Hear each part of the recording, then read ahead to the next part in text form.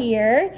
Want to remind you about tomorrow. We're planning on a quiz tomorrow over 6-4 to 6-7. You can do your half cheat sheet one-sided like usual. Also binders. I'll have something to give you here in a little bit that shows you what homework and what notes should be on there. But we'll be doing all of that tomorrow. We actually, I think, have 8 sections in Chapter 6. We're not going to be able to get through that before spring break. So we'll have our little quiz tomorrow, and then we'll probably end up doing 6A maybe when we get back. So anyway, we're getting down to the end here. Now, the title of this section was Inverse Functions. So I want to tell you what an inverse function is real quick. And it is a function that reverses another function. A function that reverses another function. It's kind of like, I don't know if opposite is a good word, but it's kind of like with solving equations. When you have to undo multiplication, you divide. Or when you have to undo division, you multiply. Those are kind of like inverses, I guess. They sort of undo each other. Now, we are going to see some sort of new notation up here.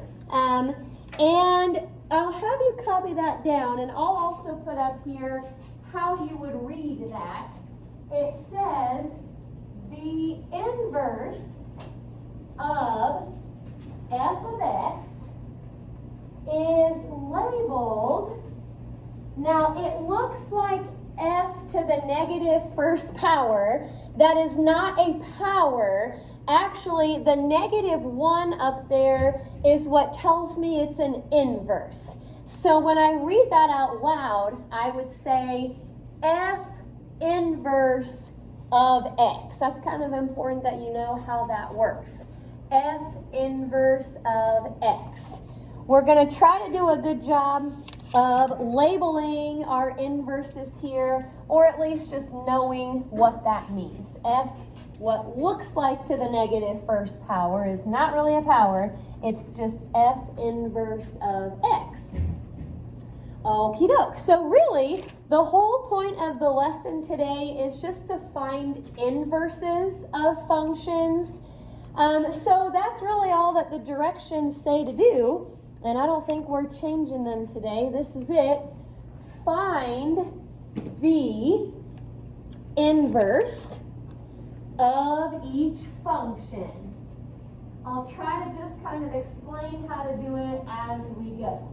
Sometimes it's easier just to do it that way. So find the inverse of each function. Alrighty. Well, let's see what we've got here for number 1. Now, the first, I think, just this one, I guess, is kind of given to us as a set of ordered pairs. You'll probably want to copy that down so you have it in your notes. Instead of just putting the answer, it's always important that you have the original problem. So we've got negative 9, 0, 6, 5, 7, negative 12, and then 4, 4. Our job is to find the inverse. Now, what we're about to do right here is quite possibly one of the easiest things we've ever done here in Algebra 2. I'm going to write it as a rule up there, but man, once you see how this works, this is pretty simple. It says to find the inverse of a set of ordered pairs. To find the inverse of a set of ordered pairs, just switch the x's and y's. That's it. Easy. To find the inverse of a set of ordered pairs, just switch the x's and y's. Okay. Well, I can do that. I'm still going to have a set here, so you can still do those squiggle brackets. And here we go. For our first ordered pair, switch the x and the y, and that's just 0, -9. Next one, switch the x and the y, so that is now 5, 6. The next ordered pair is -12, 7. And then, well, I'm going to switch those, but you won't really know it. Switch a 4 and a 4, and you'll still get 4, 4. So that is the inverse of this problem. Just go through and switch the x's and the y's. Not bad. Now, sometimes instead of giving it to you as a set of ordered pairs, you might see some that are in the form of a table. I'll give you a second to copy that down. So underneath of x, we've got 3, 0, and -7. Under y, it's -1, 0, and 4. Even though it looks different, it's not really a set with squiggle brackets necessarily, but you know, these are still ordered pairs. That's an ordered pair, that's an ordered pair, that's an ordered pair. So I'm just going to keep it as a table, but switch the x's and the y's. So this is now -1, 3. That's still 0, 0, and that is now for -7. Easy. If they give it to you as a set of ordered pairs or even as a table, just switch the x's and the y's. Now, if only all of them were like that today, that would be kind of nice. We are going to see some other types of functions, not really as ordered pairs, but if you look at number 3 up here, now they're giving us a function actually with function notation. This says f of x equals x plus 6. This is different. It is not just a set of ordered pairs. So because this is our first one like this, I'm going to put some steps out to the side for number 3, and we're actually going to use these steps on all the rest of the problems today. It wouldn't be a bad idea to write these down. It wouldn't hurt to put these on a cheat sheet also for tomorrow.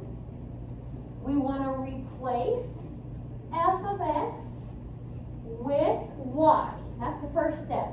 Replace f of x with y. F of x and y are the same thing, but you'll see in step 2 why we're replacing f of x with y. I'm going to show you that here in a second, but that's all I've got to do for step 1. Now, here's the reason we did that. Step 2, this is kind of like what we did with the ordered pairs. We're going to switch x and y. Switch x and y. This is step 2. So wherever you see y, put x, and wherever you see x, put y. Now it says x equals y plus 6. Well, I'm going to go ahead here with step 3, which is just about the last thing to do. This is probably the step that will require the most work. Not too bad though. It just says to solve for y. Solve for y. Okay, well we can do that. Right now we're adding 6 to y. So let's subtract 6. And you can switch that around if you want to. I just left it as x minus 6 equals y. Maybe it would look a little bit better if we put our y out front. So after step 3, almost the last step, we've got y equals x minus 6. Now the last thing that we're going to do here kind of seems like a minor detail, but this is not just any old function. what you have right here is the inverse of f of x. So what we're going to do for step 4 is we're just going to replace the y right here with our inverse notation. So instead of y equals x minus 6, now it says f inverse of x equals x minus 6. Again, that seems like a minor detail, but when you leave it as y, it's not very specific. It's just any equation, doesn't really have a whole lot of meaning. When we put it with this, it's telling us specifically that it is the inverse of f. So, replace f of x with y, switch x and y, solve for y, and then put it back together with your notation. Alrighty, let's try a few more. We're going to actually use those same steps on all the rest of these. Now it's g of x. Okay, g of x equals 8x. Now I don't have all the steps written out again, but you've got them from earlier. Step 1 is to replace f of x with y. It's g of x this time, but same idea. Put a little y out front there. Now we switch x and y. As you start to do more of these, you can probably do step 1 and step 2 in the same step. You already kind of know what's going to happen with those. So if you want to combine those and just do it all at once, you can. But now solving for y is being multiplied by 8. So let's divide by 8. And again, if you want to switch that around, it maybe looks a little bit better like this. Now, when I go to put my notation back on, I'm not going to use f inverse of x because this wasn't f, this was g. So in this case, we should actually do g inverse of x equals x over 8. That is the inverse of g of x. Okie dokie, any questions so far? I'm going to go through a few more here. We've probably kind of grasped what we're doing with the steps, but it's just some of the equations maybe get a little more complicated. Let's see what we have on number 5. Y equals negative 3x plus 2. Okay, well, hey, step 1 has already been done for us. We don't really have f of x or g of x to replace with y. It's already y, so we'll just get right to the next step, which is to switch x and y. Now we just need to solve for y. Alrighty, well, here goes nothing. Subtract 2. Now, since y is being multiplied by negative 3, let's divide by negative 3. Now, I want to talk about this for just a second. We really don't like to leave negatives on the bottom of a fraction. So let's turn that positive. But to do that, you have to come up to the top and change both of those signs on top. So it's actually now negative x plus 2 all over 3. Okay, now as far as step 4 goes here, remember step 4 was where you put the notation back on. If they give you f of x, call it f inverse. If they give you g of x, call it g inverse. On something like this, if they only give you y to start with, then we're just going to leave it with y. They're not really telling us what the name is specifically, so we'll just leave it like that for number 5. Okie dokie, we're on a roll here. hang with me. Like I said, they'll get a little bit more complicated along the way. Number 6. Okay, it's h now. H of x equals x minus 4 all over 3. X minus 4 all over 3. Okay, well, I'm going to replace h of x with y. Now I'm going to switch x and y. So again, you can do both of those steps at once if you want to. Now, solving this for y, be careful. What should we really do first over here? Yeah, very good. Let's multiply by 3. You can do a little dot out to the side if you want, or you can do the parentheses like I've got up here. Either way, the 3's just cross out, and then you can bring down the y minus 4. So add 4 to both sides, and we're just going to flip that around, and it was h this time. So h inverse of x equals 3x plus 4. For Algebra 2, this is probably all the further we go with inverses, just kind of finding them, is it? Pre-calc, we go into a little bit more detail with them. We'll graph them and see what they look like. Again, this is just kind of a sneak peek into what inverses are. Okie dokie. Number 7 is up there. Stop me if you have any questions. F of x equals negative 2/3 x minus 9. Negative 2/3 x minus 9. Well, replace f of x with y, switch x and y. If I'm going to solve that, I'll probably want to add 9 to both sides first. Okie dokie. Now looking at y right now, anytime your variable is multiplied by a fraction, to get rid of the fraction, you know, technically we're dividing by negative 2/3 right here. But when you divide by a fraction, it's the same as multiplying by the reciprocal. So reciprocal of negative 2/3 is negative 3/2. Now, there's a couple different ways you could write this.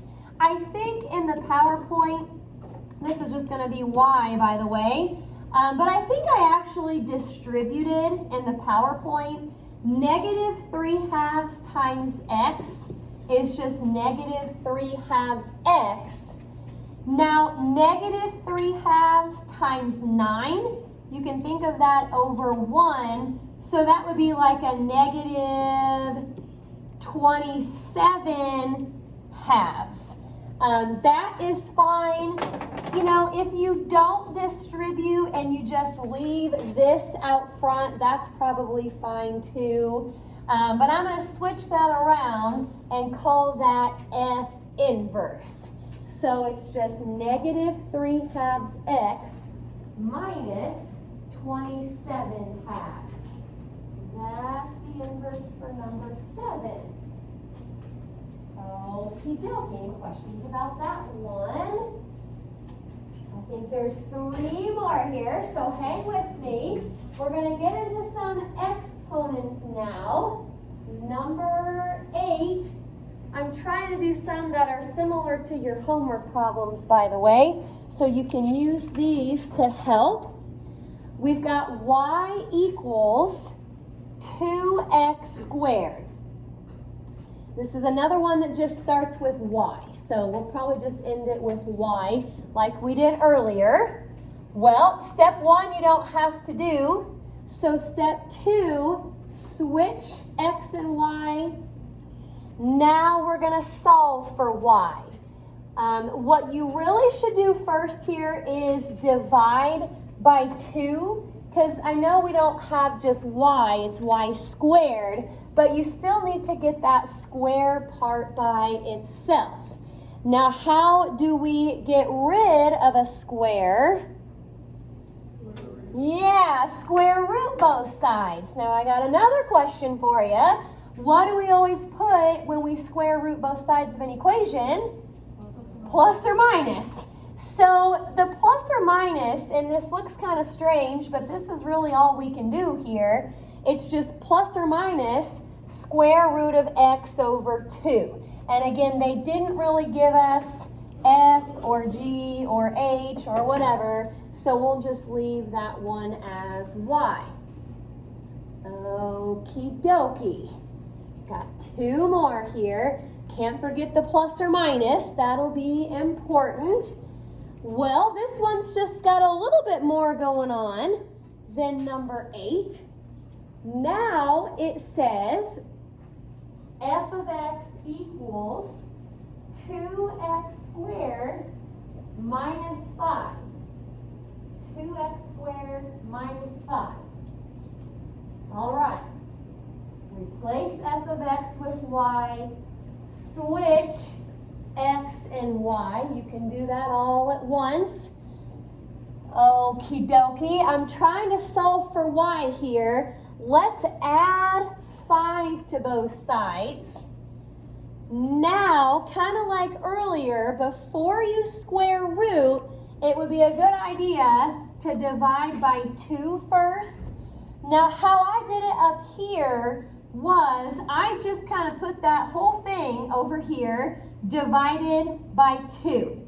So if you want to do it separately, you can. It would be x over 2 plus 5 over 2. I just kind of kept it all together. Now, since you have the y squared by itself, now we can square root both sides. So we're going to put the plus or minus in front. We're going to change the y to actually be f inverse. And it looks weird, but that's how we'll have to leave it. Just plus or minus square root of x plus 5 all over 2. Okie doke. Anytime you have to square a root, make sure you get the square part by itself first. Okay, well, number 10 will be the last one here. One of those days where there's a lot of examples, but they're pretty quick. Last one, y equals the quantity x plus 1 squared. Okie doke. Step 1 is done. So let's go ahead and switch x and y. Step 2. Now, this is not just y squared. This is actually y plus 1 squared. However, I do still have the squared part by itself. So let's go ahead and square both sides. That's going to take rid, not square, square root is what I meant. We're going to square root both sides, and that will take care of the square. So I'm going to stick my little plus or minus in front over here, but I'm not quite done with this problem. We actually still don't have y by itself. We still need to subtract 1. And as far as how you do that over here, I would kind of just stick the negative 1 in front of the plus or minus.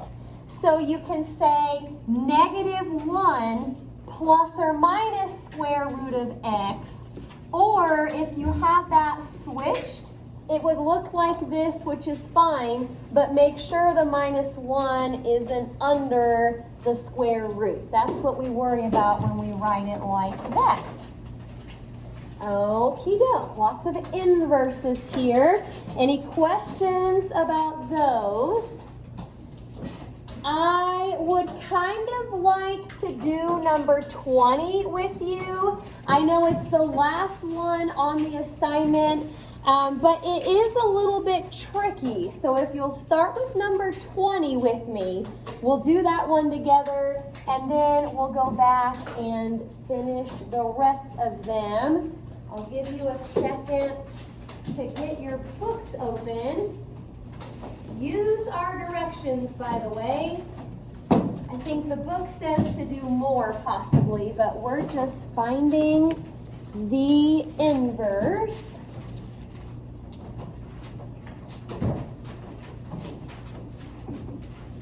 Okie doke, page 410, numbers 8 to 20. We're going to do number 20 together real quick while I'm thinking about it. I got a star next to that one. That's when I know that it's tricky. So I'll put this back up here if you didn't quite get that. But on number 20, we've got y equals the quantity 1 minus 2x squared plus 5. Okay, it already has y. So I'm going to switch x and y. Wherever I see y, put x. Wherever I see x, put y. Okie doke. Now this is different than the example that we just did, because if you look over here, you don't just have this part squared. You've got an extra plus 5 out to the side. We should probably subtract that 5 first. Hope I have enough room here. I'm writing kind of big. Well, now that we have the square root by, not the square by itself, we're going to square root. So that's going to take care of the square. I'm going to stick a plus or minus in front of that. But what's weird about this one is there's still actually a couple more things to do. To get y by itself, we should probably subtract the 1 out front. I'm going to just put it in front of the plus or minus sign. So it says negative 1 plus or minus square root of x minus 5 equals negative 2y. Well, last step actually is to divide by negative 2. So I'm going to have to put this over to the side here. They didn't give me f or g or anything. We're going to keep it as y. But remember what I said earlier, we don't like to leave negatives on the bottom. So to make that a positive 2, we're going to come up here and change both of these signs on top. Okay, to change a negative 1, obviously that'll turn positive 1. Now think about changing a plus or minus sign. If it was plus, now it's going to be minus. Or if it was minus, now it's going to be plus. So really, changing a plus or minus sign, it's still going to be a plus or minus sign. That doesn't really change a whole lot. And then we'll leave the square root of x minus 5. Kind of tricky there on number 20.